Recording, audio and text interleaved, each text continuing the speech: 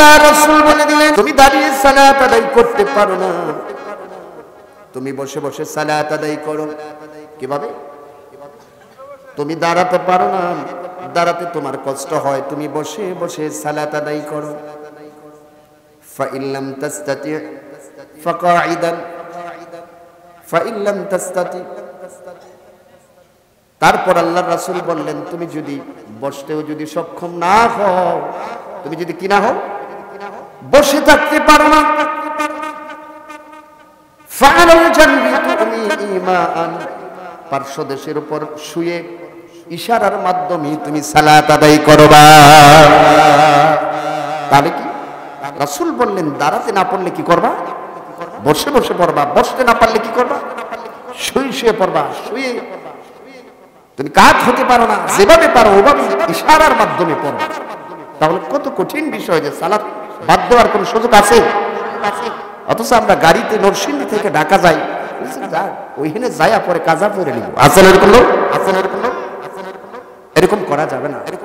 গাড়িতে উঠেছেন, ড্রাইভার সাহেব গাড়ি থামায় না, যে হালতে আছেন আপনি তো বাঁকা হয়ে সেই হালতে করেন। পাশের জন সিট ছেড়ে দেয় না, আপনি চেষ্টা করেছেন সিট দেয় না, সিট লাগবে না, আপনি যেখানে আছেন ওখান থেকে আপনি পড়বেন। আপনি কেবলাও নির্ধারণ করতে পারেন না, কেবলা নির্ধারণ না করতে পারলে ওই অবস্থায় যেদিকে আছেন ওইদিকে ফিরে সালাত আদায় করতে হবে। আমার কথা বুঝেন নাই? মানে আপনি পারেন না, কাজা দেওয়ার কোন সিস্টেম, ড্রাইভারকে বলছেন থামায় না গাড়ি, আপনি কি করবেন? নামাজ বাদ দিবেন? করুন, সুযোগ নাই। তবে যদি হ্যাঁ ওই পর্যন্ত যাওয়ার পরেও মনে করা যায় যে আমার সময় থাকবে, তাহলে আমি এটা করবো। কিন্তু আমি যদি মনে করি না আমার সময় শেষ হয়ে যাচ্ছে, আমার করতে হবে, কারণ ইন্নাস সালাতা কানাত আলাল মুমিনিনা কিতাবাম মাওকুতা, সালাতটা ফরজ হয়েছে সময়ের সাথে। কিসের সাথে? সময়ের সাথে। সময় মতো সালাত আদায় করা, সময় মতো সালাত আদায় করা, এটা সালাতের একটা ফরজ না? ফরজ কিনা? এই অবস্থায় করতে। এখন কথা হলো, এই সালাতটার বিষয়ে আমার আজকের আলোচনার বিষয়। দেখুন, এই সালাতটা টোটাল কোরআনের মধ্যে আমি একটু সার্চ দিয়ে দেখলাম, সমস্ত কোরআন আমার সামনে আছে না? এই কোরআনের মধ্যে আমি দেখলাম যে আল্লাহ তাআলা এই সালাত শব্দটা নিয়ে এসেছেন 102 বার। কতবার? কতবার? 100 কতবার? 102 বার আল্লাহ তাআলা নিয়েছেন। কিভাবে? এক নম্বর হলো as-সালাওয়াত এই নামে, অথবা পাশাপাশি আসছে আরো সালাওয়াত। প্রথম হলো as-সালাওয়াত, পরে হলো সালাওয়াত, তারপরে হলো মুসাল্লা। এই তিনটা শব্দ সালাতের ক্ষেত্রে, এই তিনটা শব্দ টোটাল কোরআনে আসছে 55 বার। কতবার? কতবার? কতবার? 55 বার। নাম্বার 2 ইকামাতিস সালাহ, নামাজ প্রতিষ্ঠা করা, এই মাসদারের অর্থে আসছে 29 বার। কতবার? কতবার? কত হলো দুইটা মিলে? কত হলো দুইটা মিলে? দুইটা মিলে কতবার হলো? দুইটা মিলে কত হয়?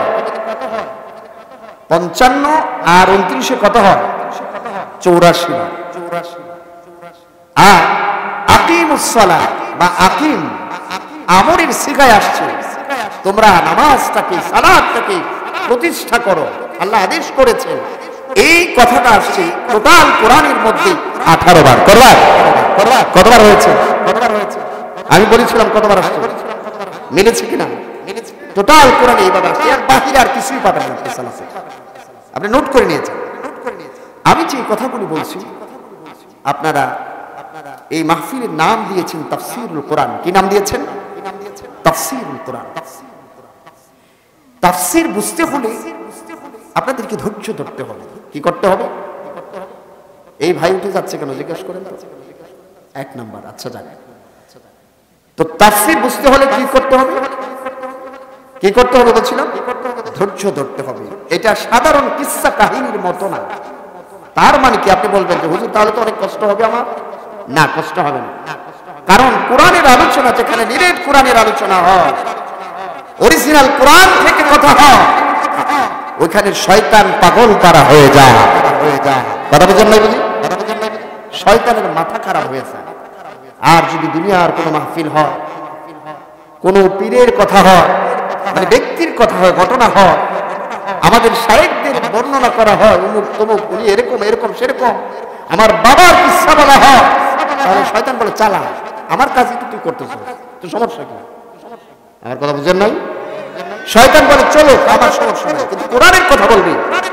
শয়তান তার যত ফোর্স আছে, যেমন আমাদের দেশে আছে সেনাবাহিনী, BGB, BGI, SSF, NSF, RAB, চিতা, কুমড়া, আর যেগুলি আমরা বলি, এই ফোর্সগুলি নানা রকমের শৃঙ্খলার জন্য আমাদের দেশে নিয়োগ করা হয় শৃঙ্খলা বাহিনী হিসাবে। শয়তানও তার কিছু সেলা চামুন্ডা আছে, যেখানে শুনে তাফসীরুল কোরআন মাহফিল হবে, নিরেট কোরআন থেকে কথা হবে, তার শিষ্যদেরকে বেশি পরিমাণে সে ওইখানে নিয়োগ করে দেয়। তাহলে এখন বলুন, আপনার এই তাফসীরুল কোরআন মাহফিলের চারদিকে কি শয়তান আছে না? আপনার কি বিশ্বাস হয়? হয় না? শয়তান যেদিন আল্লাহর কাছ থেকে মাহরুম হয়েছিলেন, সেদিন আল্লাহর কাছে বলেছিলেন, আল্লাহ আমাকে তুমি দুইটা পাওয়ার দাও। কয়টা পাওয়ার? আমি যেন আদমের শিরায় উপশিরায় প্রবেশ করতে পারি, একারে ভিতরে ঢুকে যেন ধোঁকা দিতে পারি। আরেকটা বিষয় আমাকে দাও, আমি যেন পুনরুত্থান দিবস পর্যন্ত হায়াত লাভ করতে পারি। ক্ষমতা চাইছিল শয়তান। কি চাইছিল? প্রথমটা হলো কি, আমি যেন শিরায় উপশিরায় ঢুকতে পারি। এটা একটা ক্ষমতা না? বিরাট ক্ষমতা না? বিরাট ক্ষমতা না? এটা সবাই পারে। আর দুই নম্বর কি বললো? আমার ডিউরেশন, আমার টাইমটা বাড়াইতে হবে। কি করতে হবে? কি করতে হবে? টাইম বাড়াতে হবে।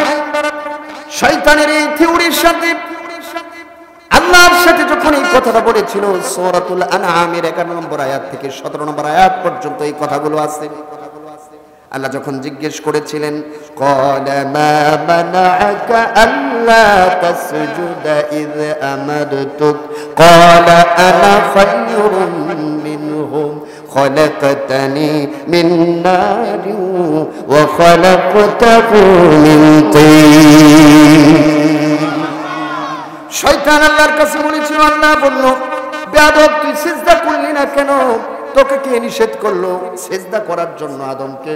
শয়তান আল্লাহর সাথে জবাব দিয়েছিল, বেয়াদবি করেন, বলেছিল, ক্বালা আনা খায়রুম মিনহু, আমি এই আদম থেকে শ্রেষ্ঠ, আমি বেস্ট, আমি তার চাইতে অনেক আফদাল, উত্তম। আমার সৃষ্টি করা হয়েছে কার থেকে? সে বলেছিল, খলাকতানি মিন নারিন ওয়া খলাকতাহু মিন তিন, আমাকে সৃষ্টি করা হয়েছে আগুন থেকে। খলাকতানি মিন নারিন ওয়া খলাকতাহু মিন তিন, আর এই আদমকে যাকে তুমি আমাকে সিজদা করতে বলছো, এই আদমকে সৃষ্টি করা হয়েছে মাটি থেকে। কোথেকে? সুতরাং আমি হলাম বড়, আমি হলাম শ্রেষ্ঠ। এই অহংকার শয়তান করেছিল, আল্লাহ তাকে বের করে দিয়েছিল। আর এই দুইটা ক্ষমতা শয়তান চাইলো, আর বলেছিল, ফাবিমা আগওয়াইতানি লাআকুদান্না লাহুম ইলা সিরাতিকাল মুস্তাকিম। কোরআনের কথা, আমি কি কোরআন থেকে বলছি না? বানিয়ে বানিয়ে বলছি? কোন কথা বানিয়ে বললে দাঁড়াবেন, বলবেন হুজুর কোরআন থেকে বলেন, আপনি বলছেন কোরআন হাদিস থেকে বলবেন। একটা কথা দিবেন, একটা কথা, আপনার অধিকার আছে, বুঝে বলবেন, পাগলামি করা যাবে না। কথাটা কি না? আপনি যদি এভাবে কোরআনটাকে শুনেন, ওই শয়তান আছে না? এখন শয়তান আপনার সাথে পারবে না। শয়তান দুইটা বিষয় চাইছে, একটা হলো আমাকে পাওয়ার দাও, আমি যেন আদমকে একবারে নাস্তানাবুদ করতে পারি, যার কারণে গুমরাহ হয়ে গেলাম, আমিও তাকে দেখে নেব সে কিভাবে জান্নাতে যায়। আরেকটা জিনিস চাইছে, সে চাইছে সময় লাগবে তার, অনেক সময় ক্ষমতায় থাকতে চায় শয়তান, বুঝেন না? তাহলে জালিম সরকার পৃথিবীর বুকে যারা আছে, ফেরাউন ছিল, নমরুদ ছিল, আরো যারা যুগে যুগে আসছে, হোসনি মুবারকের মতো, বাশার আল আসাদের মতো, যারা এই পৃথিবীতে আসছে, তারা ক্ষমতা পাওয়ার পর আর ক্ষমতা ছাড়ে নাই, ছাড়তে চাইছে, সুষ্ঠুভাবে ক্ষমতা ছাড়তে চাইছে। বাশার আল আসাদ, তার পিতার নাম ছিল হাফিজ আল আসাদ, দুইজনে মিলে 53 বছর শাসন করেছেন আর শোষণ করেছে জনগণকে। কয়েকদিন আগে পতন হয়েছে, দেখছেন না সিরিয়াতে? এরকম স্বৈর শাসকরা যারা ছিল, তারাও শয়তানের প্রেতাত্মা। কেন? ওই যে শয়তান বলছে, আল্লাহ যতদিন পৃথিবী টিকে থাকবে, কিয়ামত পর্যন্ত তুমি আমার হায়াত দাও, তার কোনো সময় দরকার। তার 1 পিরিয়ডে হয় না, 2 পিরিয়ডে হয় না, 3 টার্মে হয় না, তার বছরের পর বছর সময় লাগবে। আরেকটা কি, তার পাওয়ার লাগবে। এই দুইটা জিনিস যারা প্র্যাকটিস করবে দুনিয়ার জমিনেও আপনি ধরে নেবেন এরা হলো শয়তানের সালাসামুন্ডা। বুঝেন নাই? বুঝেন নাই? এটা কি আমাদের সমাজে কি শয়তান আছে না? শয়তান খালি ইবলিস শয়তান না, মানুষের মধ্যে শয়তান আছে। মিন শাররিল ওয়াসওয়াসিল খান্নাস الذي يوسوس في صدور الناس من الجنة والناس। আল্লাহর কাছে আমরা প্রতিদিন এই সূরাগুলির মাধ্যমে পানা চাই। ইবলিস শয়তান এবং মানুষের যে শয়তানগুলো আছে আল্লাহ তার থেকে আমাদেরকে পানা দাও, আমরা বলি না? তাহলে শয়তান কয় প্রকার? 2 প্রকার। তাহলে আজকে এই শয়তান আছে না নাই? এই শয়তানগুলো বোঝাচ্ছে ওই ইবলিস শয়তান, মানব শয়তান যারা তাদেরকে বোঝাচ্ছে আরে সাউন্ড সিস্টেম তো অত্যন্ত চমৎকার, এত শীতের মধ্যে তাফসীরুল কোরআন মাহফিলে যাওয়ার কোনো দরকার আছে? এত পাশে মাহফিল হয়, কম্বলের নিচে কাতার নিচে শুয়ে থেকে মোবাইলও চাপা যায়, টিভিও দেখা যায়, খবর শোনা যায়, তাফসীরও শোনা যায়, একের ভিতরে 3। কথা বল না কেন? তাহলে তুমি কষ্ট করতে যাবা কেন? শয়তান এই ফতোয়া দেয় না ওদেরকে? দেয় কিনা? শয়তান এই ফতোয়া দেয়। আবার যারা চায়ের স্টলে আছে, জিলাপির দোকানে আছে, লাড্ডুর দোকানে আছে, তাদেরকে বলে ঘোরাফেরা করলেই তো ভালো, মাঝে মাঝে খাওয়াও যায়, বন্ধুর সাথে গল্পও করা যায়। তাফসীরুল মাহফিলে ঢুকলে হুজুর শুধু বলবে আমরা কিছুই বলতে পারবো না, না তা হবে না, তা হবে না, আমরা বাইরে ঘোরাঘুরি করবো।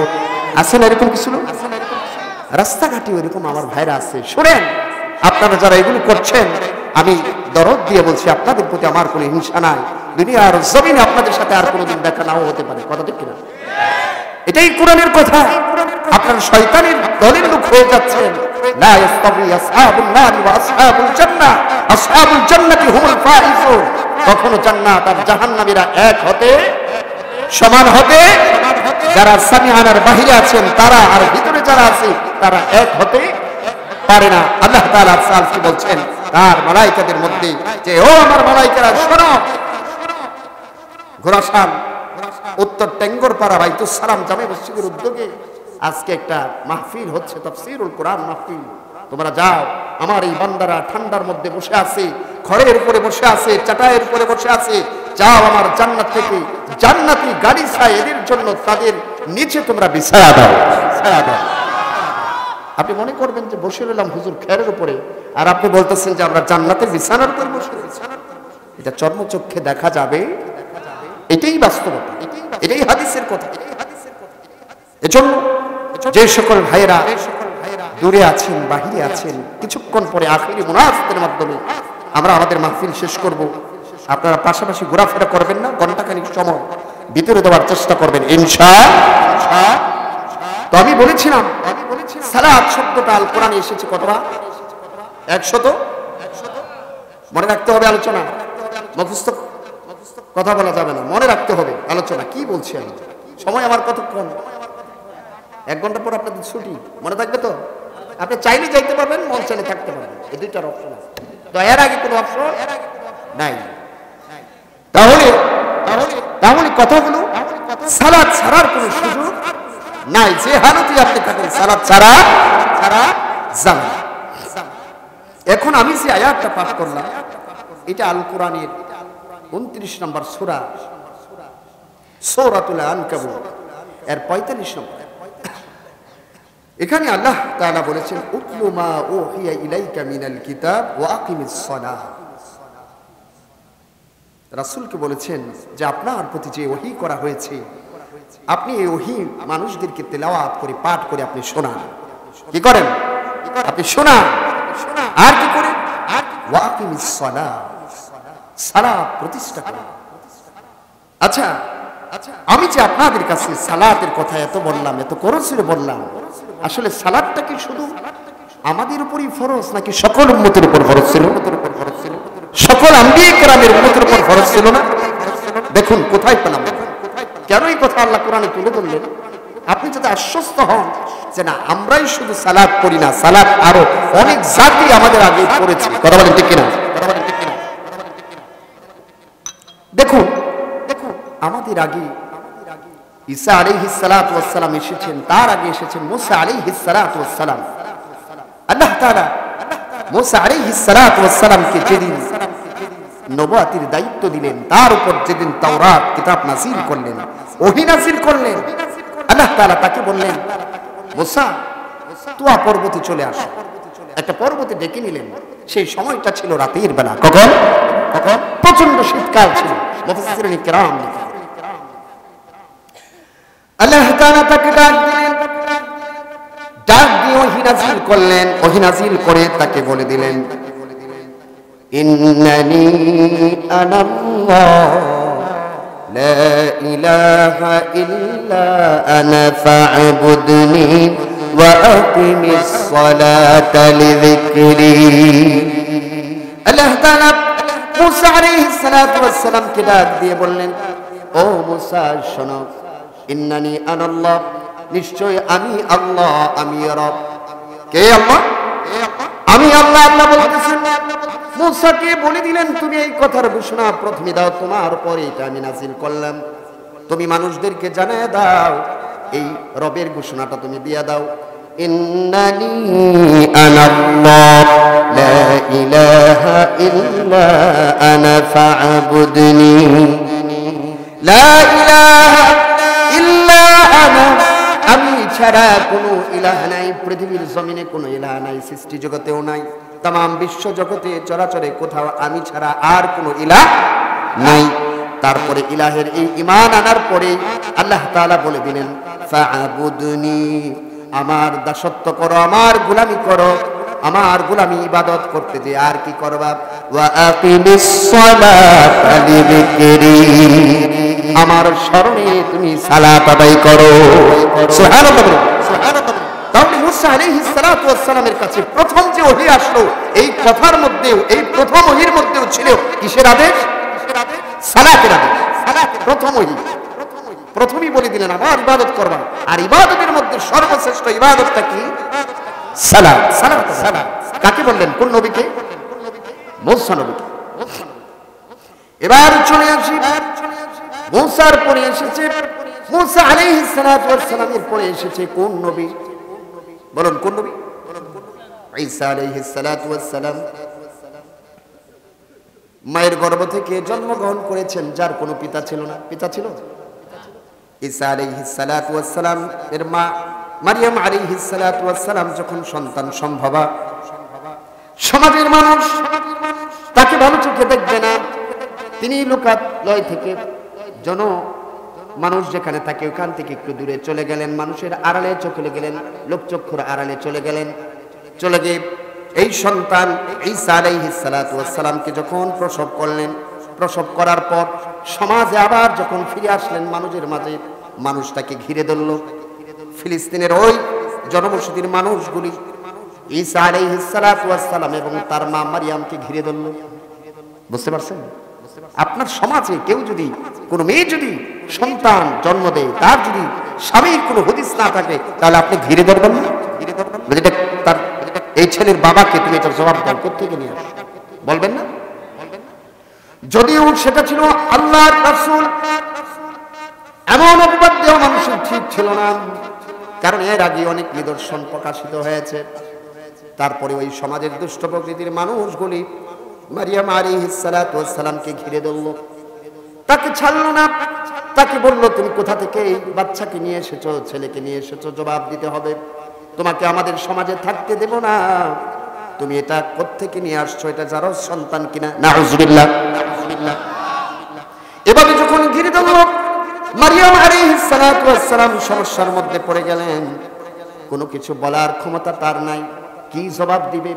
অসহায় যখন হয়ে গেলেন, মারিয়াম আলাইহিস সালাতু ওয়াস সালাম, আল্লাহ তাআলা তার নবী ঈসা আলাইহিস সালাতু ওয়াস সালামের জবানটাকে খুলে দিলেন। ঈসা আলাইহিস সালাতু ওয়াস সালাম মায়ের কোল থেকে কথা বলা শুরু করলেন। মারিয়াম আলাইহিস সালাতু ওয়াস সালামের জবান বন্ধ হয়ে গেল, ঈসা আলাইহিস সালাতু ওয়াস সালামের জবান জারি হয়ে গেল। জবান জারি হয়ে যাওয়ার পর আল্লাহ তাকে ওহী করে দিলেন। ঈসা আলাইহিস সালাতু ওয়াস সালাম ওই মানুষদেরকে, ফিলিস্তিনের মানুষদেরকে কুল থেকে বলা শুরু করলেন, ক্বালা ইন্নী আবদুল্লাহ আতানিয়াল কিতাবা ওয়া জাআলানি নাবিয়্যা ওয়া জাআলানি মুবারাকান আইনামা কুনতু ওয়া আওসানি বিস-সালাতি ওয়াজ-যাকাতি মা দুমতু হাইয়্যা। ঈসা আলাইহিস সালাতু ওয়াস সালামের জবান খুলে গেল। ঈসা আলাইহিস সালাতু ওয়াস সালাম বললেন, ইন্নী আবদুল্লাহ, আমি হলাম আল্লাহর বান্দা। সুবহানাল্লাহ বলুন। কোন ছেলে কথা বলছে? বাচ্চা, কুলে বাচ্চা, একবারে ছোট্ট শিশু, ভূমিষ্ঠ হয়েছে কয়েকদিন আগে। এই ছোট্ট ছেলে কথা বলছে, ইন্নী আবদুল্লাহ, আমি হলাম আল্লাহর গোলাম, আমি হলাম আল্লাহর বান্দা। আতানিয়াল কিতাব, আমাকে কিতাব দেওয়া হবে, আমাকে ওহী দেওয়া হবে, দেওয়া হয়েছে এরকম। ওয়া জাআলানি নাবিয়্যা, আমাকে নবী হিসাবে প্রেরণ করা হয়েছে, নবী বানানো হয়েছে। ওয়া জাআলানি নাবিয়্যা ওয়া জাআলানি মুবারাকান, আর আমি যেখানেই থাকি না কেন আমাকে বরকতময় করে দেওয়া হয়েছে। আইনামা কুনতু ওয়া আওসানি বিস-সালাতি ওয়াজ-যাকাতি মা দুমতু হাইয়্যা, আর পৃথিবীর জমিনে আমি যেখানেই থাকি না কেন, যতদিন জীবিত থাকি না কেন, আমি যেন মানুষদেরকে সালাতের এবং যাকাতের আদেশ দেই, এজন্য আমি আদিষ্ট হয়েছি। তাহলে ঈসা আলাইহিস সালাতু ওয়াস সালামের প্রথম ওহী যেটা ছিল সেটার মধ্যে সালাত ছিল কিনা? ছিল। মুসা আলাইহিস সালাতু ছিল। এবার বলুন, মুসা আলাইহিস সালাতু ওয়াস সালাম গেল, ঈসা আলাইহিস সালাতু ওয়াস সালাম গেল, তারপর এসেছেন কোন নবী? তারপর কোন নবী? এই চুপ হয়ে গেছে। বলবেন না আপনারা জানেন না? এটা আপনাদের জানা দরকার না? আপনার নবীর আগে কোন নবী আসছিল এটাও আপনারা জানেন না? ওয়াজ শুনে কি করবেন? আপনারা বুঝবেন না তো। এত বছর যাবত ওয়াজ শুনেন, আমাদের নবীর আগে কোন নবী ছিল? সবাই বলুন, কে ছিল? ঈসা আলাইহিস সালাম। তারপর আগে ছিল মুসা। আমি তো 1,24,000 বা 2,24,000 সবারটা বলি না, আমি শেষ থেকে শুরু করেছি। তারপর আমার নবী, আপনার নবী সাইয়্যিদুনা মুহাম্মদুর রাসূলুল্লাহ সাল্লাল্লাহু আলাইহি ওয়াসাল্লামকে প্রেরণ করা হলো। আমাদের নবীর কাছে আয়াত নাজিল করা দেওয়া হলো, সালাতের ব্যাপারে বলা হলো, উতলু মা উহিয়া মিনাল কিতাবি ওয়া আকিমিস সালাহ ইন্নাস সালাতা তানহা আনিল ফাহশাই ওয়াল মুনকার ওয়া লাযিকরুল্লাহি আকবার। আল্লাহ তাআলা তার হাবিবকে এখানেও বলে দিলেন, আকিমিস সালাত, ও নবী আপনি নামাজ প্রতিষ্ঠা করুন। কি করুন? নামাজ কি করুন? পড়েন বলছে? কোথাও বলছেন কোরআন নামাজ পড়ুন? কি বলছেন? প্রতিষ্ঠা করুন। যত জায়গায়, এই যে আমি জায়গার কথা বললাম সব জায়গায় আসছে আকিমুস সালাহ শব্দটাও এসেছে 18 বার। আমি একটু আগে বলেছি নামাজ প্রতিষ্ঠা করুন, সালাত প্রতিষ্ঠা করুন। আল্লাহর রাসূলকে বলে দিলেন, আমাদের নবীকে বলে দিলেন। এখন কথা হলো, আমাদের সমাজে নামাজ প্রতিষ্ঠিত আছে কিনা? আছে? আমাদের সমাজে নামাজ প্রতিষ্ঠিত আছে কিনা? অনেকে বলবেন আছে হুজুর, কিছুটা আছে, আবার কেউ বলবেন না হুজুর নাই। কারণ হলো, একটা জিনিস যদি প্রতিষ্ঠিত হয় তাহলে কিন্তু সেটা হয় এক রকমের, আর যদি প্রতিষ্ঠিত না হয় সেটা হয় আরেক রকমের। আমাদের সমাজে আমাদের সালাহ কেন ব্যর্থ হচ্ছে, আজকে আমি এই কথাটা আপনাদেরকে বলে যাব। আমাদের নামাজ কেন ব্যর্থ হচ্ছে আমাদের সবার। আমরা যারা এখানে এসেছি, আমি ধরে নিলাম আমরা তো অন্তত সবাই নামাজ পড়ি। নামাজ পড়ি না? কম আর বেশি হোক, আমরা অনেক কিছু পড়ি। আচ্ছা, কম পড়া যাবে কিনা, বড় পড়া যাবে সেটা ভিন্ন আলোচনা, কিন্তু আমি এটা বোঝাচ্ছি যে আমরা তো নামাজি, মুমিন। নামাজ মুমিন আবার নামাজ পড়ে না কিভাবে? আল্লাহ রাসূল বলেছেন, আমি যে হাদিসটা পড়েছিলাম, লা তাতরুকিস সালাতা মুতাআম্মিদান ফাইন্নাহু মান তারাকাস সালাতা মুতাআম্মিদান ফাকাদ বারিআত মিনহু যিম্মাতুল্লাহি ওয়া রাসূলুহু। আল্লাহ রাসূল বলেছেন, সালাত ইচ্ছাকৃতভাবে ছেড়ে দিবা না। ফাইন্নাহু মান তারাকাস সালাতা মুতাআম্মিদান ফাকাদ বারিআত মিনহু যিম্মাতুল্লাহি ওয়া রাসূলুহু। কোন মানুষ যদি ইচ্ছাকৃতভাবে সালাত ছেড়ে দেয়, তার উপর থেকে আল্লাহ ও তার রাসূলের দায়িত্ব সরে যায়। কার দায়িত্ব থাকে না? আল্লাহ এবং তার রাসূলের কোন জিম্মাদারি ওই লোকের থাকে না। এখন বলুন, আমরা যারা ইশার সালাত পড়ি না বা পড়লাম না, রাতের বেলা যে আপনি ঘুমিয়ে পড়লেন, আচ্ছা বলুন, এই রাতে আপনার মৃত্যু হতে পারে কিনা? যুবক ভাইরা একটু শোনো, মৃত্যু হতে পারে কিনা? আপনাদেরকে বলি, মুরব্বিদের মৃত্যু হতে পারে না। আপনি যে ইশার সালাত করলেন না, আল্লাহ রাসূল বললেন যে লোকটা নামাজ ছেড়ে দিল ইচ্ছাকৃতভাবে, ওই লোক ঘুমা, কিন্তু তার ব্যাপারে আল্লাহ রাসূল বলতেছেন আমারও কোনো জিম্মাদারি নাই, আমার আল্লাহরও কোনো জিম্মাদারি। আচ্ছা ধরুন, এই হালতে যদি আপনার মৃত্যু হয়, তাহলে আপনার মৃত্যুটা কিসের মৃত্যু হলো? জাহিলিয়াতের মৃত্যু হলো। আপনার আপনি জান্নাতের আশা করতে পারবেন? আল্লাহ রাসূল সরাসরি বলে দিলেন যে তার কোনো জিম্মা না। তাহলে একজন মুমিন যার আকল আছে, যে ঠান্ডা মস্তিষ্ক, যাকে আল্লাহ হেদায়েতের নূর দিয়েছে, সে কি নামাজ পড়া ছাড়া ঘুমাতে যেতে পারে না? আমি বেতন দিব না, তোর খাবারও দায়িত্ব নাই, ওই ছেলে কাটাকাটি শুরু হয়ে যায় না? অথচ আমার রব, তাম পৃথিবীর রব, তিনি আমাদেরকে জানায়া দিলেন, আল্লাহ রাসূলও জানায়া দিলেন না, এর ব্যাপারে আমাদের কোনো কথা, এই তো কথা। তারপরেও আপনি ঘুমান। এখন আসুন, এই সালাতের প্রতিষ্ঠা, আমাদের নামাজটা কেন ব্যর্থ হয়ে যাচ্ছে, কাজে লাগছে না, সফলতার ধার কাছে আমরা যাচ্ছি না কেন? আচ্ছা বলুন, আপনাদেরকে আমি বলি, নামাজের সংখ্যা বাড়তেছে না কমতেছে? ভুল বলছেন, আপনি আবেগে বলছেন আমার সাথে, যে হুজুর বলছে, এখন ঠিক না বললে খারাপ দেখা যাবে। আমি কইছি না এই ওয়াজ আমি করি না, আপনারা বুঝতে বলতে হবে, তাহলে তো আপনি শোনেন না আমার ওয়াজ। আমি এই ওয়াজ করি না, আমি বারবার বলি, আমার ইউটিউবে সার্চ দিয়ে দিন না। মানুষ কি নামাজে আগের চেয়ে কমছে না বাড়ছে? এই যে দেখেন, 1 মিনিটের ব্যাপারে আমি একটু ঘুরাই দিছি, সব ঘুরে গেছে। আমি তো সবাইরই সব জায়গায় ঠিক বলতে বলি না। আমার কথা হলো যে নামাজে কি বাড়তেছে না কমতেছে, এটা আকল দিয়ে বলেন, বুঝতে পারেন?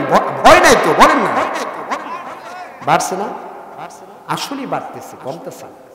এটা কেমনে আমি ধরাই দিব?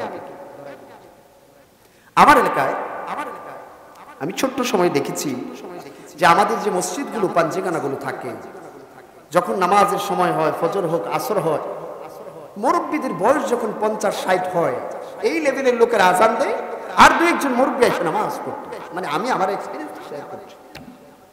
আর যুবক ভাইয়েরা, আমরা যারা আছি, আমরা ছোট সময়, আমরা বলতে আমি শুধু বোঝাচ্ছি না, মানে এরকম যারা আছে, তারা ক্রিকেট খেলতো, ফুটবল খেলতো, আড্ডা দিত দোকানে, নামাজের দ্বারে কাছে আসতো। এখন একটা মসজিদের পাশে যারা যুবক আছে, কিছু না কিছু যুবক দেখবেন মসজিদে ঢুকে গেছে। কথা বলেন ঠিক কিনা? আছে না? আগে আপনার বাবারে জিজ্ঞাবেন, আপনার দাদারে জিজ্ঞেস করবেন, বাবা আমার বয়স 17, আমি সালাত আদায় করি, তুমি কি 17 বছর পড়ছো? মুরব্বীরা এখানে বসা আছে না? বলবো বাবা নামাজ পড়বো, কিন্তু মসজিদই তো ছিল না এরকম সুন্দর, তোমরা তো সুন্দর জায়গা পাইছো এই জন্য পড়ো। সেটাই হোক, একটা কারণ তো আছে, এটাও তো আল্লাহর দান। নামাজ এখন মানুষ বেশি পড়ে না। আচ্ছা বলুন, আগের চাইতে মানুষ দিন সম্পর্কে এখন কি বেশি জানে না কম জানে? একজন রিকশাওয়ালা ওয়াজ করে 10 মিনিট কথা বলতে পারবে এই হুজুর ফাউল কথাবার্তা করছে, উল্টা পাল্টা করে, এইগুলো কোনো কথা না। এই রিকশাওয়ালা কয়ে দেবে না এটা কোনো ওয়াজই না, এরকম হয় না? আমি আমার সাথে হয় করবেন না, আমি কইছি কিন্তু তাফসীর শুনতে হবে ব্রেন দিয়ে। রিকশাওয়ালা বলে না, এই মিথ্যা কথা বলতেছে, জাল হাদিস পড়তেছে, রিকশাওয়ালাও জাল চলছিল। তারপরে যাবেন কোথায়? তাহলে মানুষ অনেক আপডেট হয়েছে না? আমার বাপ দাদার যারা MA পাস করে, মেট্রিক পাস করে, দিন সম্পর্কে যে জ্ঞান ছিল না, এখন একজন 5 পাস, 4 পাস, 8 পাস মুদির দোকানদার সারাদিন অপশনে, সে জানে কোনটা সঠিক কোনটা বেঠিক। তাহলে দিনের প্রচার কমছে না বাড়ছে? নামাজি কমছে না বাড়ছে? এখন তো একদিকে বললাম, আরেকদিকে বলি এবারে। আচ্ছা, প্রত্যেকটা কাজের একটা উদ্দেশ্য থাকে না? আছে প্রত্যেকটা কাজের উদ্দেশ্য থাকে না? আমি ঢাকা থেকে এখানে আসছি কি কাজের জন্য? আসল উদ্দেশ্যটা কি সেটা সরাসরি বলবেন, কিছু না আসছি না, ঠিক আছে বলেন, তাফসীর করতে না। আমার কাজটা মানে আমি বলে নিচ্ছি সংক্ষিপ্তভাবে, আমি আসছি তো ওয়াজ করার জন্য, তাফসীর করার জন্য, এটাই তো, এটা আসল কাজ না আমার। আমি যদি আইসা বলি যে না আমি খাবো না, আমার একটু পেটের মধ্যে ট্রাবল আছে, আমি খাইতে পারবো না, IBS প্রবলেম, বলবো হুজুর তাহলে অন্য কিছু আয়োজন করি, একান্ত জোরাজুরি পরে লাস্টে বলবো আচ্ছা ঠিক আছে আপনি যেটা মন চাই ওটাই করেন, বলবে তো? কিন্তু আমি যদি বলি যে না শুধু করলাম, খাওয়া দাওয়া করছি, সব করছি, আজকে ওয়াজ করতে পারবো না, শরীরটা খারাপ লাগতেছে, তো কি বলবে আমারে? হুজুর না মা তার ঢিলা কি স্ক্রু কি ঢিলা হয়ে গেছে নাকি, কি কয় এই আসছে কেন? আবার যথেষ্ট সম্মান করেন। যদি এই কথাটা আমি বলি, সম্মান একটা লোক আমার করবে, একটা লোক করবে। দেখো গাড়ি ভাড়া করে ঢাকাতে আসছে, ভিডিও নিয়ে আসছে, লগে লোক নিয়ে আসছে, তামসা দেখানোর জন্য বলবেন আমার কথা, বলবেন আমার, আপনারাই বলবেন, আপনারাই বলবেন। তাহলে আমার এখানে আসার উদ্দেশ্য হলো কি আপনাদেরকে নসিহত পেশ করা, কোরআন থেকে কিছু কথা বলা। কথা বলেন ঠিক কিনা? প্রত্যেকটা কাজের একটা উদ্দেশ্য থাকে। আপনার স্ত্রী আপনাকে পাঠাইছে 500 টাকার নোট দিয়ে এই বাজারে যাওয়ার জন্য। আপনাদের কি ট্যাঙ্গরপাড়া বাজার আছে নাকি? আছে? বাজারে পাঠাইলো যে তুমি এই সপ্তাহে কোনো মাছই কেনো না, শুটকি আর শুটকি দিয়ে খাচ্ছি, একটা মাছ আনবা, পাঙ্কাশ মাছ। বাজারে যাইয়া আড্ডা মাইরা চায়ের স্টলে ঘুরা রাজনৈতিক গল্প কইরা আবার যে নোট এই নোট পকেটে নিয়ে ভুলে আবার চলে আসছে। বাসার ঢুকতে দেব? ঢুকতে দিলেও তো বকা কয়টা খাওয়া লাগবে। উদ্দেশ্য কি ছিল বাজারে যাওয়া? মাছ কিনা। সে ভুলে গিয়েছে, এটা তাকে মেনে নিবে না, সন্তান কান্নাকাটি করবে। প্রত্যেকটা কাজের একটা উদ্দেশ্য থাকে। আল্লাহ তাআলার এই আয়াতের উদ্দেশ্য কি আমরা দেখি। একটা হুকুম দেওয়ার পরে পাশাপাশি আয়াত শেষ হওয়ার আগে আল্লাহ তাআলা উদ্দেশ্য দিয়ে দেন অনেক সময়। চলুন আমরা দেখি আমি যে আয়াত পড়েছি কি উদ্দেশ্য, লক্ষ্য করে দেখুন। উতলু মা উহিয়া ইলাইকা মিনাল কিতাবি ওয়া আকিমিস সালাহ ইন্নাস সালাতা তানহা আনিল ফাহশাই ওয়াল মুনকার ওয়ালাযিকরুল্লাহি আকবার। আল্লাহ তাআলা বললেন, ওহে নবী সালাত প্রতিষ্ঠা করুন, সালাত কায়েম করুন। তারপর আয়াত শেষ করার আগে আরেকটু কথা বললেন নিশ্চয় এই সালাত সমাজ থেকে অশ্লীল এবং মন্দ কাজ দূরীভূত করে। কি করে? আর মন্দ কাজ কি করে? দূর করে। কিসে? কে বলছেন?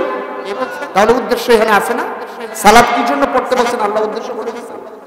সালাত পড়লে কি লাভ হবে দুটো জিনিস বলছেন।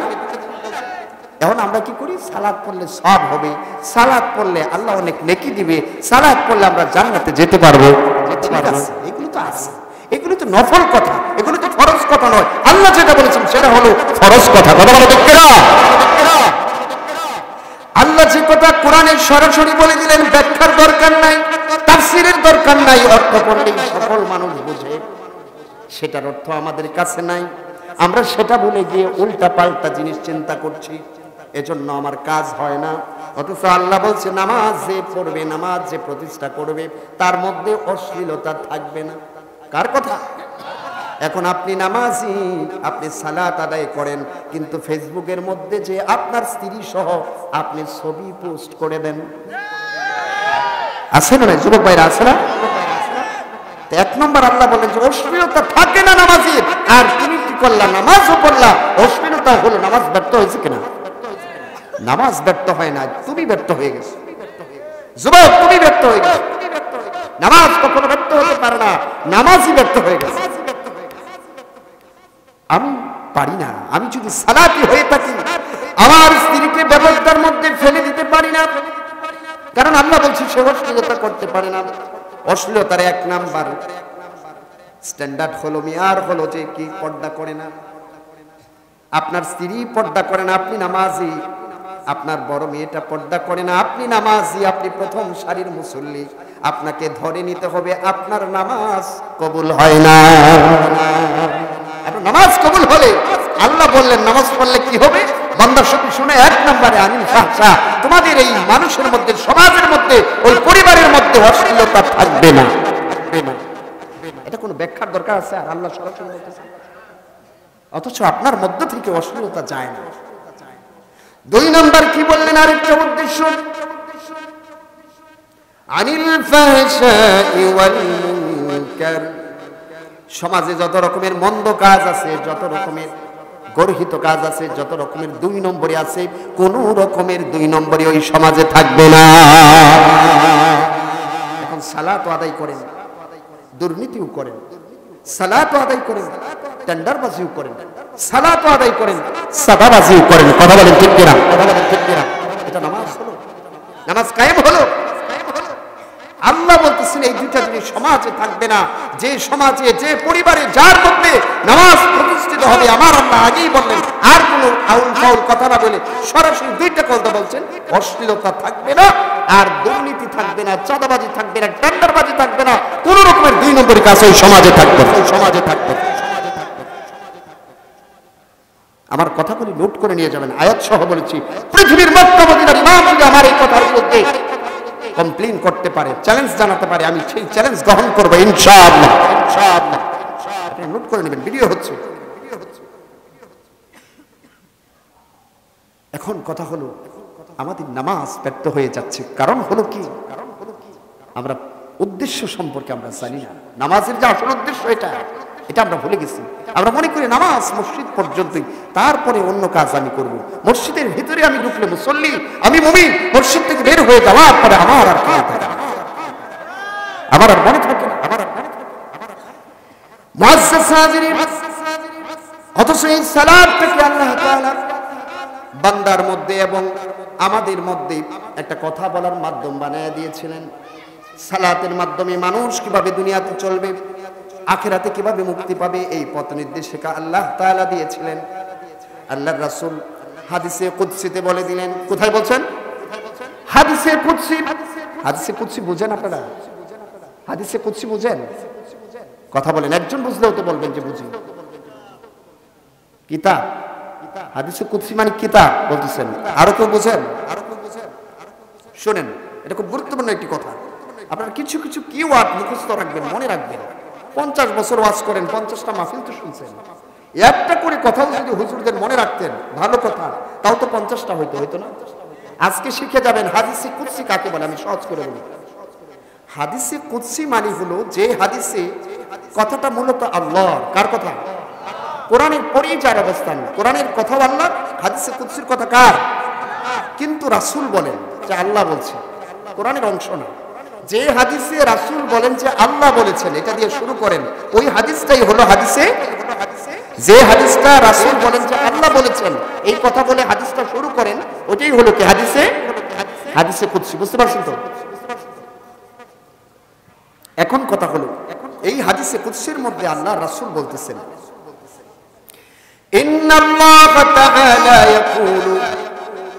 ইয়াকুলু আল্লাহু আযজা ওয়া জাল্লা قسمت الصلاة بيني وبين عبدي نصفين نصفها لي ونصفها لعبدي ولعبدي ما سأل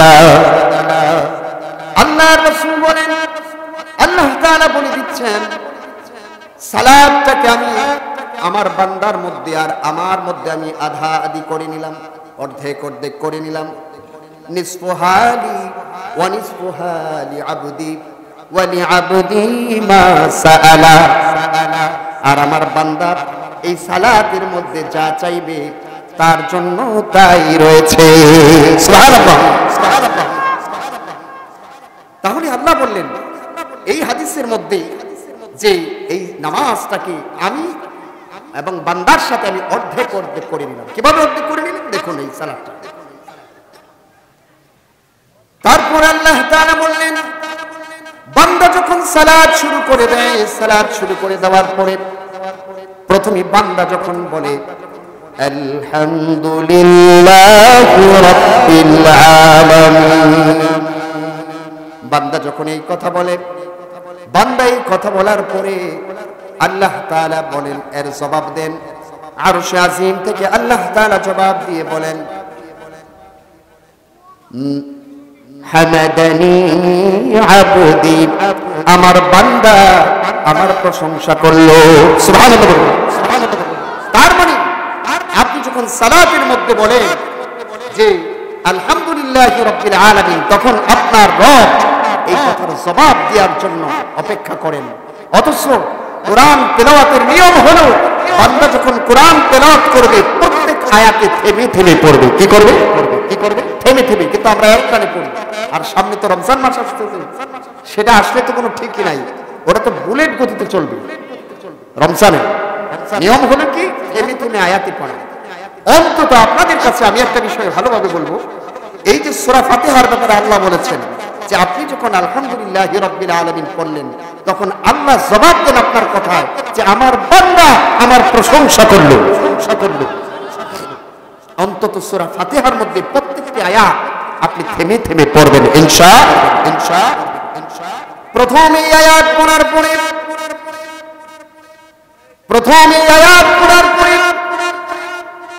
আপনি যখন দ্বিতীয় আয়াতের মধ্যে যাবেন, আর রহমানির রহিম, আপনি যখন বললেন আর রহমানির রহিম,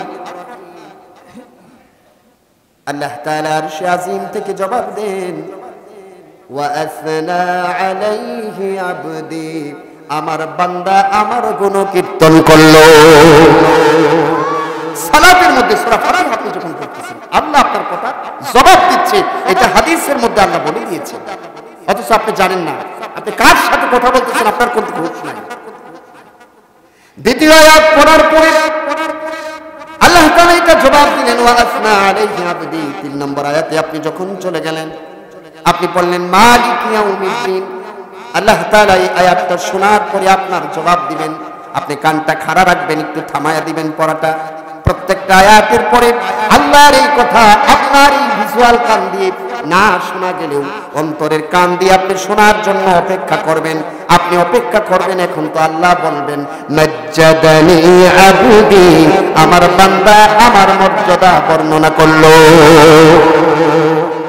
সরাসরি আপনি শুনবেন না শব্দ, কিন্তু আপনার অন্তরের কানটা খোলা রাখবেন যে আল্লাহ তো এখন এটা বলার কথা, এটা বলছে। 3 নম্বর আয়াত চলে গেল। এই 3টি আয়াতে আমরা গুণকীর্তন করলাম কার গুণকীর্তন করেছি? আল্লাহর গুণকীর্তন করেছি 3টি আয়াতে। দেখুন এই সূরাটা কত চমৎকার, আপনাদেরকে বলি। এই 3টি আয়াতে প্রথমে আমরা এই 7টি আয়াতের মধ্যে প্রথম 3টি আয়াতেই রবের বর্ণনা করলাম। মানুষ যদি পৃথিবীর জমিনে কোন চেয়ারম্যানের কাছে যায়, কমিশনারের কাছে যায়, প্রেসিডেন্টের কাছে যায়, মন্ত্রীর কাছে যায়, মন্ত্রীর কাছে যেয়ে বলে মন্ত্রী সাহেব, এমপি সাহেব আপনি বড়ই ভালো মানুষ, দয়ালু মানুষ, বলে না চেয়ারম্যান সাহেব আপনি খুব ভালো মানুষ, আপনার কথা আমরা শুনেছি, এই গুণকীর্তনগুলি করে। আল্লাহ তাআলাও তার সামনে দাঁড়ায় আমরা 3 বার গুণকীর্তন করেছি। তারপর আমরা বলি ইয়্যাকা না'বুদু ওয়া ইয়্যাকা নাস্তাঈন। আমরা এটা বলি না? এই সূরার মধ্যে আয়াত কয়টা?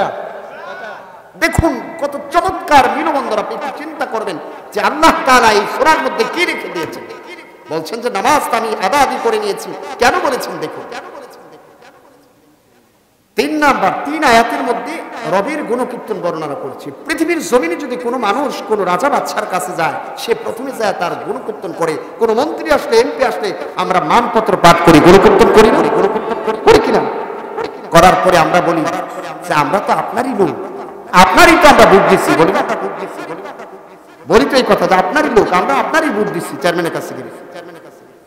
আমরা এখানেও বলতেছি ইয়্যাকা না'বুদু, আমরা কেবল আপনারই ইবাদত করি, আল্লাহ তোমারই ইবাদত করি, আর কারো ইবাদত করি না। মিল আছে না? একবার মিল আছে কিনা? মিল আছে। আরেকটা মিলবন্ধন দেখুন, এই সূরার 7টি আয়াতের মধ্যে 3.5টা আয়াত হলো মানুষের জন্য প্রার্থনা, মানুষের চাওয়া পাওয়ার বিষয়, আর 3.5টি আয়াত হলো আল্লাহর গুণকীর্তন। সুবহানাল্লাহ বলুন।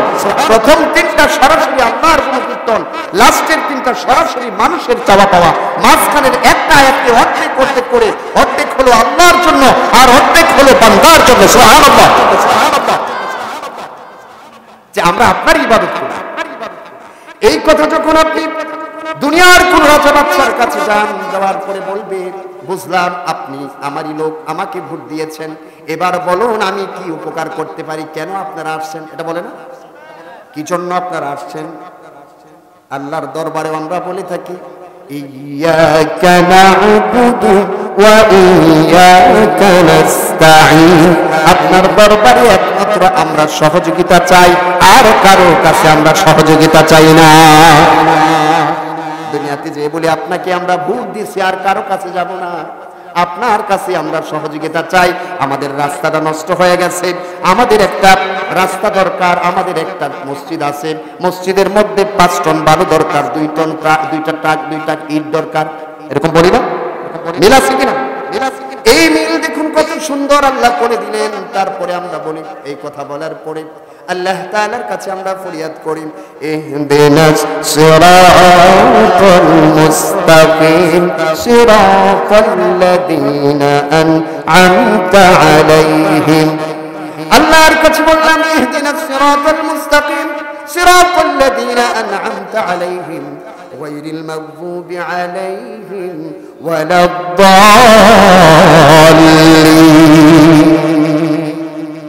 আল্লাহর কাছে বললাম, আল্লাহ তোমার কাছে আমি হেদায়েত চাই, সিরাতাল মুস্তাকিম চাই, এমন একটা সহজ সরল স্থায়ী একটা পথ চাই, যে পথে চললে দুনিয়াতেও কল্যাণ, আখিরাতেও কল্যাণ, যে পথে চললে, যে পথে চলে যারা নিয়ামত প্রাপ্ত হয়েছে, ওই নিয়ামত প্রাপ্তদের পথে আমরা চলতে চাই।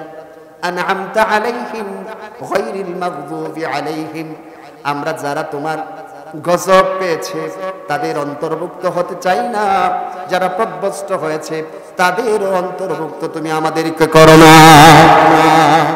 এই ফরিয়াদ করার পরে আল্লাহ তাআলা জবাব দেন, ফাহাউলাই বাইনি ওয়া বাইনা আবদি ওয়া লিআবদি মা সাআলা। আমার বান্দা এবং আমার মধ্যে যেই তো হওয়ার কথা ছিল, এটাই তো ঢিট হয়েছে, এটাই তো অঙ্গীকার ছিল। সুতরাং বান্দা তুমি হেদায়েত চেয়েছো, আমি তোমাকে হেদায়েতের কিতাব আল কোরআন তুলে দিলাম, এই যে নাও হেদায়েত। এখন বলুন, এই সূরা ফাতিহার পরে কোরআন শুরু হয়েছে, সূরা ফাতিহার পরেই তো মূল কোরআনটা শুরু হয়েছে। এটা আল্লাহ তাআলা আমাদেরকে এই যে চেয়েছি আমরা। এখন শুনুন আপনি, আমি যে কথা বললাম যে আমাদের সালাত কেন করতে হয়, এটা একটা অন্যতম কারণ। সালাতের মধ্যে আমরা যা পড়ি আমরা কিন্তু তা বুঝি না। সালাতের মধ্যে যা পড়ি বুঝি না, অথচ কথা ছিল এই কোরআনটাকে সালাতের মধ্যে বুঝে বুঝে পড়া, কিন্তু আমরা বুঝি না, এই জন্য মজা লাগে না। কিন্তু সালাত ফরজ হয়েছে এতটুকুই আমরা জানি, কিন্তু কেন আসছে সেটার দিকেও আমাদের দুঃখেপ নাই। সালাতের মধ্যে আমরা কি বলছি সেটাও আমাদের না। দেখুন, এজন্য সূরা আমরা পড়ে থাকি যে সূরা মাউনের মধ্যে আল্লাহ বলছেন, ফাওয়াইলুল লিল মুসাল্লিনাল্লাযীনা হুম আন সালাতিহিম সাহুন আল্লাযীনা হুম ইউরাউন ওয়া ইয়ামনাউনাল মাউন। আল্লাহ বলছেন ফাওয়াইলুল লিল মুসাল্লিন, ওই সকল মুসল্লিদের জন্য, নামাজীদের জন্য ধ্বংস, ওয়াইল দুজক ধ্বংস তাদের জন্য, জাহান্নাম তাদের জন্য। আল্লাযীনা হুম আন সালাতিহিম সাহুন, যারা তাদের নামাজ সম্পর্কে উদাসীন, নামাজে কি পড়ে, নামাজে কি বলে এটা বোঝারও চেষ্টা করে না, শোনারও চেষ্টা করে না। বলবেন হুজুর বয়স হয়ে গেছে, নামাজের মধ্যে কি বলে হুজুররা আমরা কেমনে বুঝবো? অথচ যুবক ভাইয়েরা এবং মুরব্বীরা যারা আছে তাদের অন্তত উচিত হলো আল্লাহর এই কোরআনে কি বলেছে, কোরআনের অর্থ অনুবাদ আছে, তাফসীর গ্রন্থ আছে, বাংলা দেখে দেখে অর্থটা অন্তত পড়ে নেওয়া। আচ্ছা, এখন যদি আপনার বলি যে গ্রামার শিখবেন, নাহু সরফ শিখবেন, মিজান শিখবেন, তারপরে আপনি এটার অর্থ তাফসীর করবেন, বুঝবেন, এটা কি এদের জন্য সম্ভব? মুহাক্কিক উলামায়ে কেরাম অনেক রিভিশন দিয়ে রিভাইজ করে তারা অনুবাদ গ্রন্থ অনেক বের হয়েছে পুঙ্খানুপুঙ্খানুভাবে, যেগুলো সঠিক। আমরা যদি এগুলি পড়ি তাও তো আল্লাহর কিতাবের মেসেজটা পাইতে পারি না? পেতে পারি। এখন দেখুন যে নামাজের উদ্দেশ্যকে আমি প্রথমেই বলেছি, অথচ আমরা উদ্দেশ্যটাকে হারাই ফেলেছি। শুধু নামাজ পড়া, নামাজের মধ্যে সীমাবদ্ধ থাকা, আর কিছু করবেন না, এটা উদ্দেশ্য না। আল্লাযীনা হুম আন সালাতিহিম সাহুন আল্লাযীনা হুম ইউরাউন, এখানে বললেন যে যারা লোক দেখানোর জন্য সালাত আদায় করে, অনেকে পড়ে না, অনেকে এই উদ্দেশ্যে সালাত আদায় করে। আমার বয়স হয়ে গেছে অনেক বেশি, আমার মেয়ে বড় হয়ে গেছে, আমি যদি সালাত আদায় না করি মেয়ের শ্বশুর বলবে তোর বাবা একটা খাটাস। মেয়ের শ্বশুর বলবে না বাবা তোর বাবা বুড়া হয়ে গেছে এখনো নামাজ পড়ে। এই জন্য অনেকে পড়ে।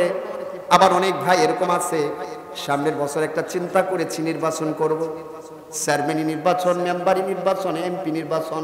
এখন থেকে যদি সালাতের ট্রায়াল আমি না দিই মানুষ বুঝবে আমি পাক্কা নামাজি না। এজন্য এখন থেকে আমার রুটিন ওয়ার্ক শুরু করতে হবে। এজন্য 2 বছর 1 বছর আগে থেকে সে নামাজ শুরু করে দেয়। আসলে ভাই, আসলে ভাই, তাহলে এটা কি মানুষকে দেখানোর জন্য সালাত না? আবার অনেক মানুষ এরকম আছে আমি যদি সালাত আদায় না করি, এই যে মসজিদটা হয়েছে সামনের বছর মসজিদের নতুন কমিটি হওয়ার কথা, আমি নামাজ আদায় না করলে এই মসজিদের মুসল্লিরা আমাকে সভাপতি বানাবে না, আমাকে সেক্রেটারি বানাবে না, আমাকে এই মসজিদের মুতাওয়াল্লি বানাবে না, কেশিয়ার বানাবে না। এরকম টেন্ডেন্সি আছে না কারো কারো? প্রত্যেকটা ক্ষেত্রেই নামাজ যদি আমি না পড়ে থাকি সমাজের মানুষ ভালো জায়গায় আমার জায়গা দিবে না, পদ দিবে না, পদবি দিবে না। সুতরাং নামাজ এখন থেকে আমাকে ধরতে হবে। এই নামাজ কার নামাজ? এটা মুনাফিকের নামাজ। আল্লাহ কি বলেছেন সর্বশেষ আয়াতে দেখুন, এটা আমরা কখনো চিন্তা করি না। ওয়ায়ামনাউনাল মাউন, তিনটা খারাপ গুণাবলী মুসল্লিদের বললেন নামাজীদের, তার মধ্যে সর্বশেষ এটা। এই দুইটা প্রায় অনেকে আমরা বলে থাকি, আলেমরা বলে থাকি। 3 নম্বরটার সাথে সালাতের কি সম্পর্ক আমরা কেউ বিশ্লেষণ করি না। উদাসীন ভাবে সালাত করে এটা ঠিক আছে, লোক দেখানোর জন্য সালাত করে এটা ঠিক আছে।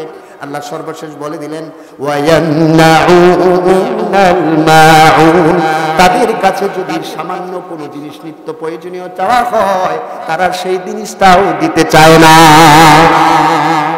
বলুন এটা নামাজের সাথে কি? এটাই তো নামাজের সাথে আসল উদ্দেশ্য। যে ব্যক্তি নামাজ পড়বে সেই ব্যক্তি কৃপণ হতে পারবে না। বুঝেন না?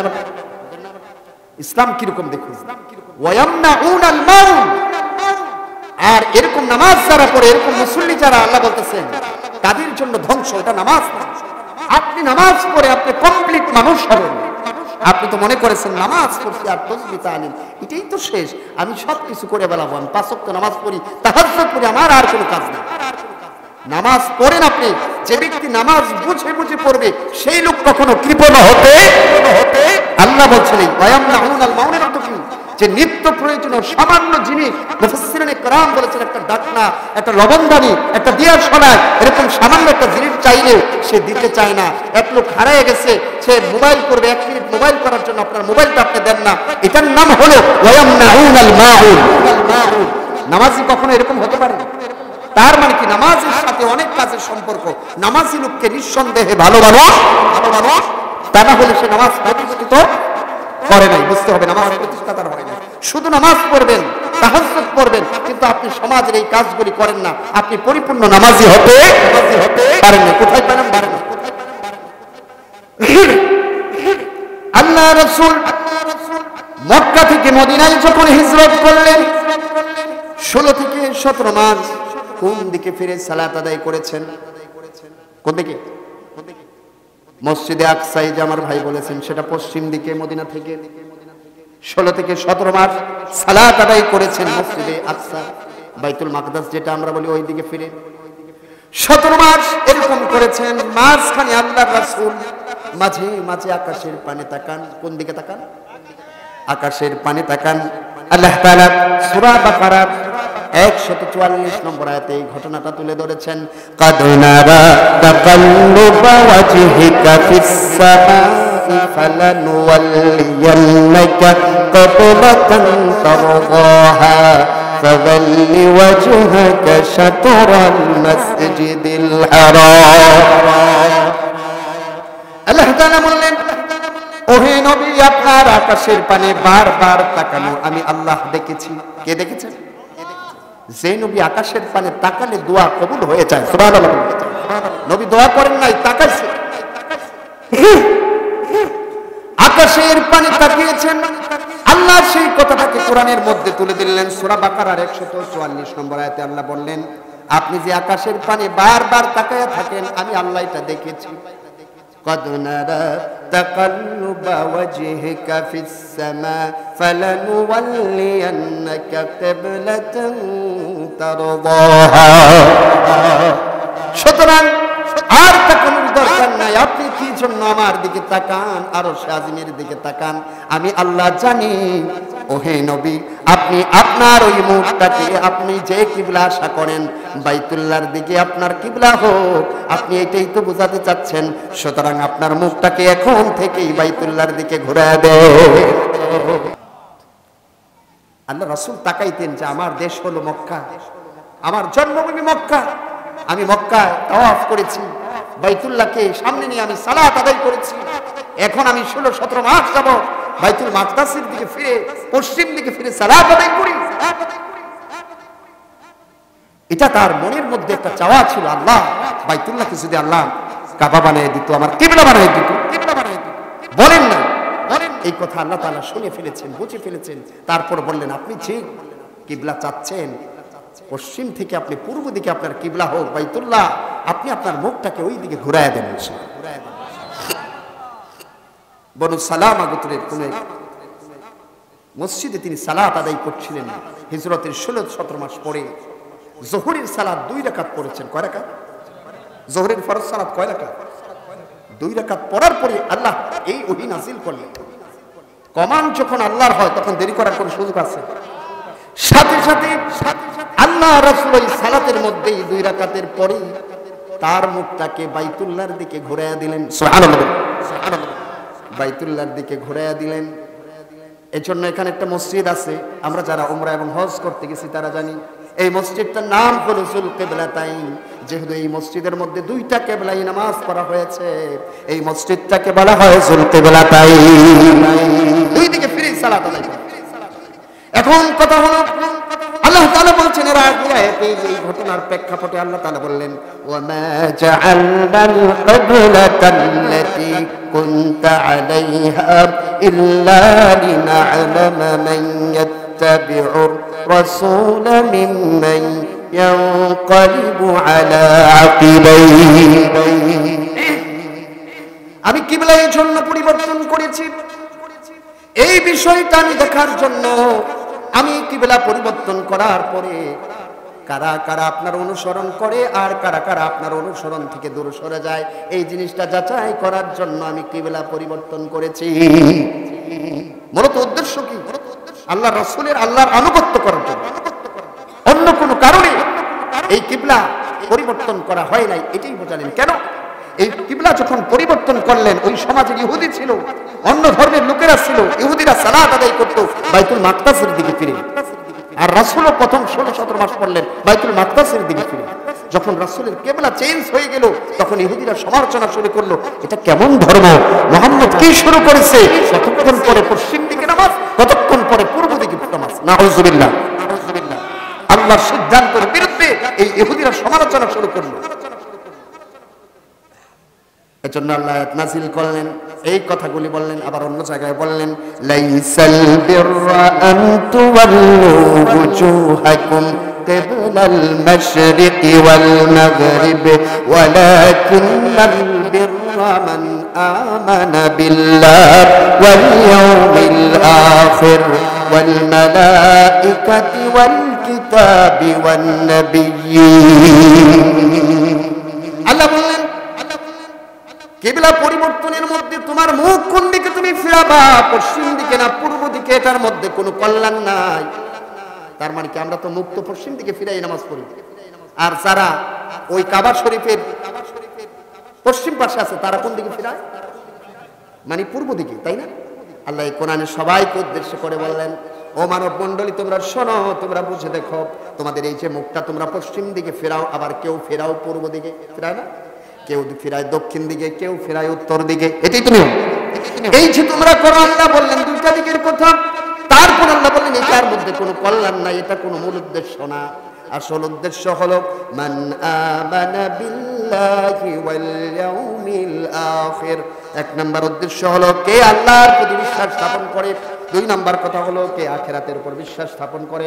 ওয়াল মালাইকা, কে মালাইকাদের উপর বিশ্বাস স্থাপন করে। ওয়াল কিতাবি ওয়ান নাবিয়্যিন, আল্লাহর কিতাব এবং নবীদের উপর কে ঈমান আনে। তারপর বলে দিলেন وآتى المال على حبه ذوي القربى واليتامى والمساكين وابن السبيل তারপর বলে দিলেন যে আল্লাহর মহব্বতে কে আমি দেখতে চাই যে আল্লাহর রাস্তায় কারা কারা দান করে সুবহানাল্লাহ বলুন সুবহানাল্লাহ বলুন দানের কথা বললেন আলা হুব্বিহি যাবিল কুরবা নিকট আত্মীয়কে ওয়াল ইয়াতামা এতিমদেরকে ওয়াল মাসাকিন মিসকিনদেরকে এখানে আর অনেকগুলো কথা বললেন সত্যের পক্ষে অনড় থাকে তারাই হলো প্রকৃত মুত্তাকি এই আয়াতে এই কথাগুলো তাহলে আপনি কোন দিকে ফিরলেন তার মানে কি ফিরতে তো হয় নামাজের সময় নামাজ পড়াটা মূল কথা নয় শুধু নামাজ পড়লেন তার কায়েম হলো না নামাজ যিনি পড়বেন তিনি এই কাজগুলি করবেন আল্লাহ বলে দিলেন এই আয়াতই তো বললেন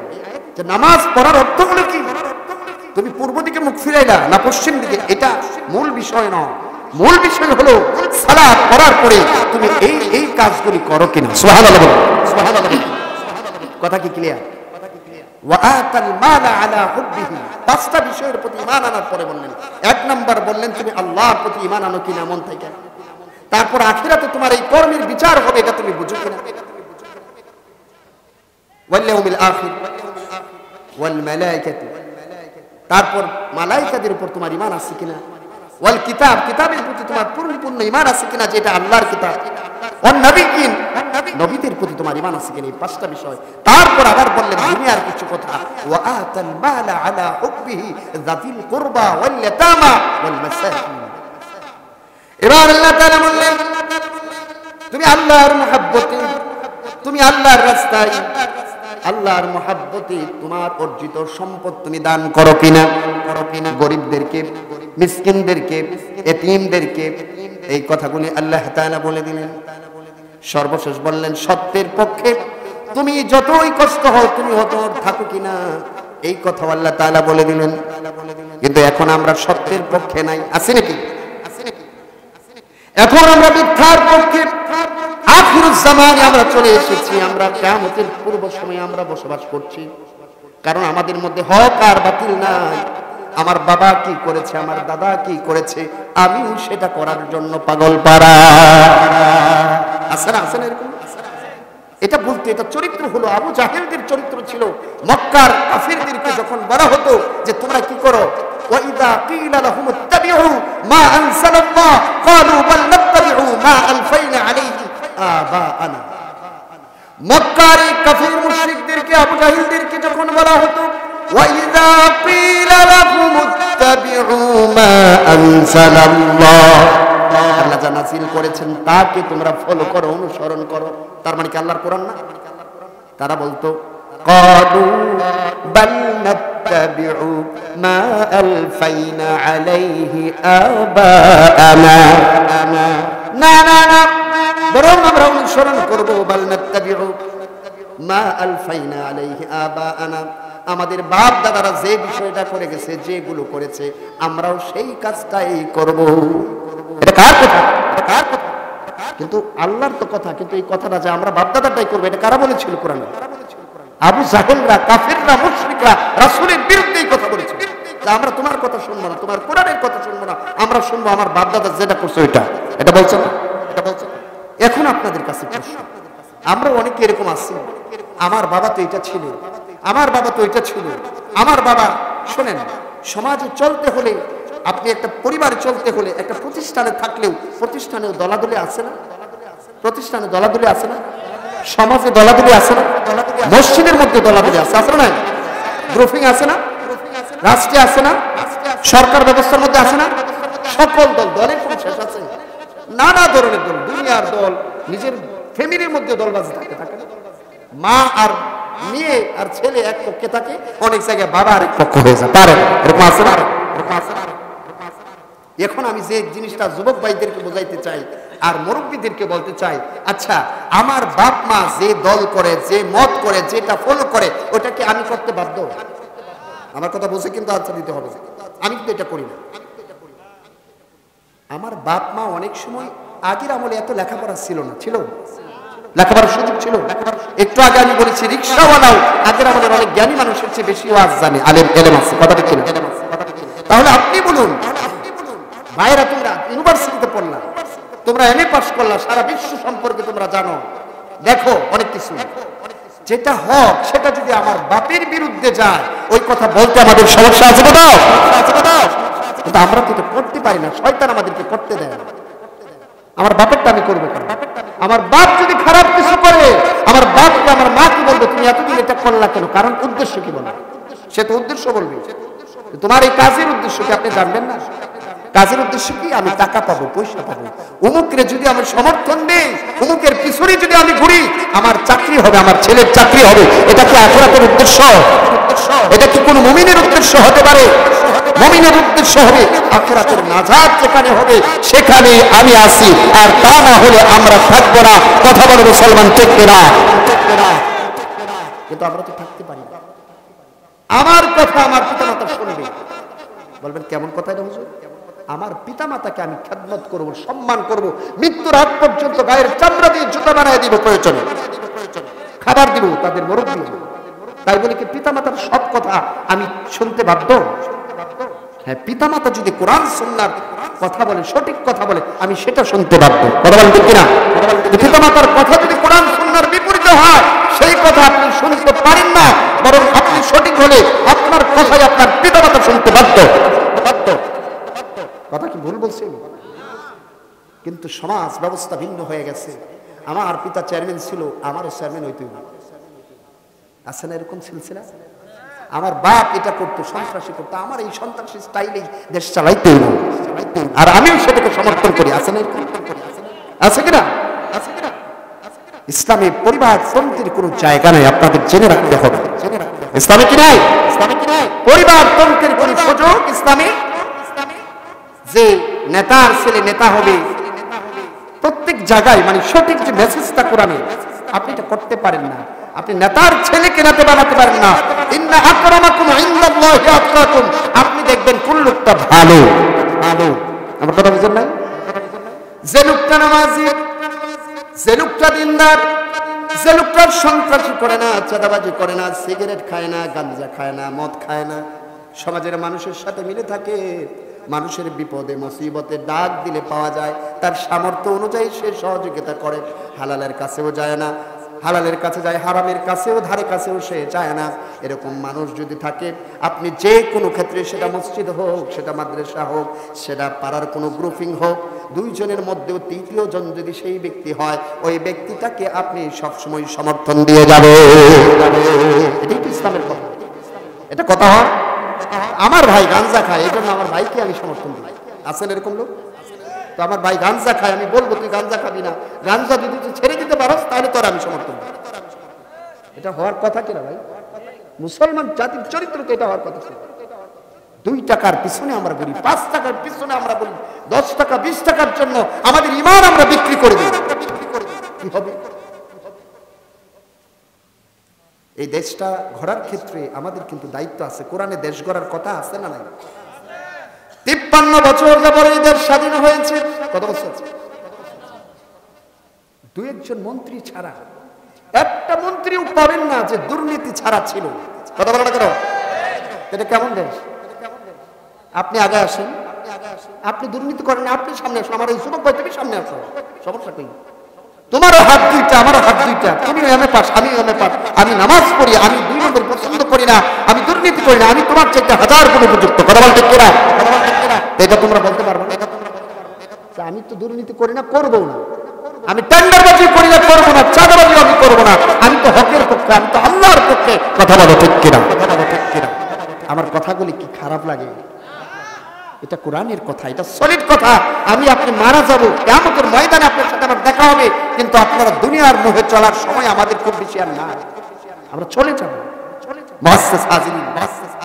আমি আপনাদের কাছে এই যে আয়াত, শেষ আয়াত বললাম, যে আল্লাহ বললেন যে কিবলা মুখ পরিবর্তন করা মূল কথা না, আসল কথা হলো যে আপনি ভালো কাজগুলি করেন কিনা, আপনার মহব্বতের সম্পদ 1 নম্বরে দুনিয়ার ক্ষেত্রে যেটা বললেন, আপনি কি আল্লাহর রাস্তায় দান করে দেন কিনা। এটা একটা গরিব দুঃখী বিপদে পড়ছে, আপনি দিবেন। মিসকিন যারা আছে, কেউ বিপদে পড়লো তাকে আগায় যাবেন, আরো অন্যান্য বিপদে বাতিলের বিরুদ্ধে আপনি সবসময় দাঁড়াবেন, এই কথা আছে। আপনাকে সত্যের সংগ্রামে অটল থাকতে হবে, তাহলে সর্বশেষ আল্লাহ বললেন উলাইকা হুমুল মুত্তাকুন, ওরাই হলো আসল মুত্তাকিন। যুবক ভাইয়েরা, মুরব্বিয়ানি ইসলাম, এই যে কথা বললাম, অনেক সময় অনেক কথা কষ্ট হয়, অনেক সময় পকেটের টাকা আমাদের কিন্তু খরচ করতে হয়, ভালো জায়গায় কষ্ট হয়। কনসার্ট হবে, ওইখানে আপনি লাখ টাকা দিয়ে দিবেন, আমার নাম হবে, আমি চেয়ারম্যান ইলেকশন করবো সামনে বছর, আমার নাম হবে, কিন্তু আপনি জাহান্নামের একটা খড়ি ঢুকায় রাখলেন না, আপনি তো সদকায়ে জারিয়া করলেন না, এমন দান করলেন ওটা নারিয়া হয়ে গেছে, জাহান্নামের দান করলেন, জাহান্নামে জ্বলতে থাকবে। প্রিয় ভাইরা, আমি শেষ পর্যায়ে চলে এসেছি, আমি আলোচনা বাড়াবো না। শীতের রাত, আপনারা ধৈর্য ধরে আমার আলোচনা শুনেছেন, শুধু শুনেন না, আগে যারা ছিলেন তার চেয়ে কম হয়েছে না, লোক বেশি হয়েছে। আল্লাহ তাআলা আপনাদের সম্মানকে বাড়াইয়া দিন, সকলে বলে আমিন।